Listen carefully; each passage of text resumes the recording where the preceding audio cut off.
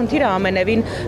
մանդատներ ձեռք բերելուն չի վերաբերվում եւ բացարձակապես Բարգավաճ Հայաստան կուսակցության ներկայությունը խորհրդարանում ապահովելու համար չէ այս պայքարը։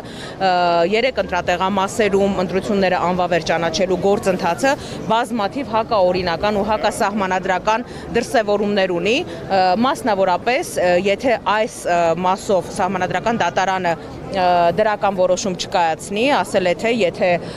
կոնկրետ այս տեղամասերում ընտրությունների արդյունքները անվավեր ճանաչելը հակասահմանադրական չորակվի եւ մանդատների վերաբաշխում չիրականացվի, որևէ դեպքում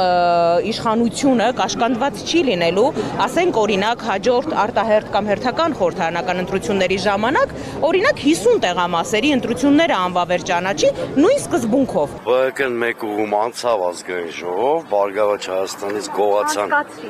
գողացան ազգային ժողով լինելու իրավունքը, բայց նույնիսկ Բարգավաճ Հայաստանի մեջ չի խնդիրը, այլ 60,000 քաղաքացիների շուրջ, որոնց ընտրական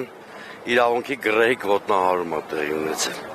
Սա մեկ, երկրորդը ես 95 թվականից ընտրական պրոցեսներին քաջածանոթ մարդ եմ, 96 թվից սահմանադրական դատարան վիճարկումներ ա եղել, գրեթե բոլոր ընտրությունների հետ կապված։ Իհարկե նման մասշտաբի վիճարկում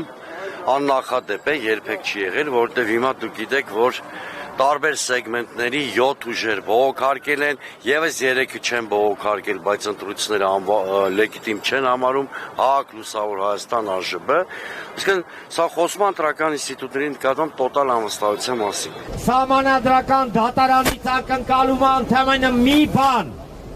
որ սահմանադրական դատարանը պաշտպանի սահմանադրությամբ ամրագրված քաղաքացու իրավունք ուրիշ ոչ մի բան։ Այո։ Այդ իսկ պատճառով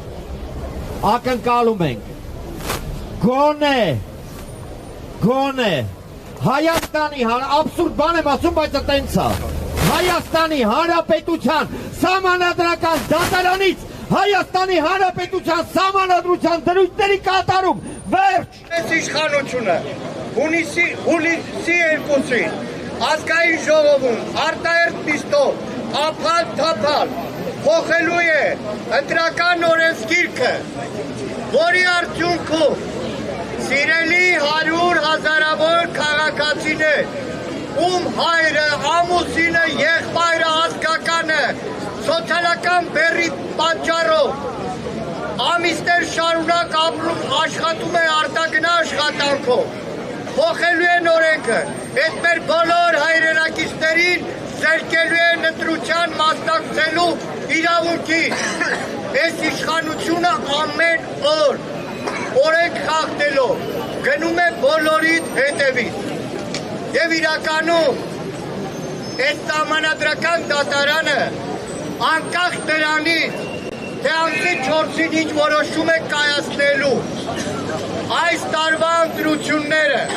այն համատարած կեղծիքներով, վարչական լծակներով, անօրինականություններով հարյուրավոր մեր քաղաքացիներին, շտաբների աշխատակիցներին ձերբակալելով դարձրեց այլևս համատարած անվստահ ընտրություններ։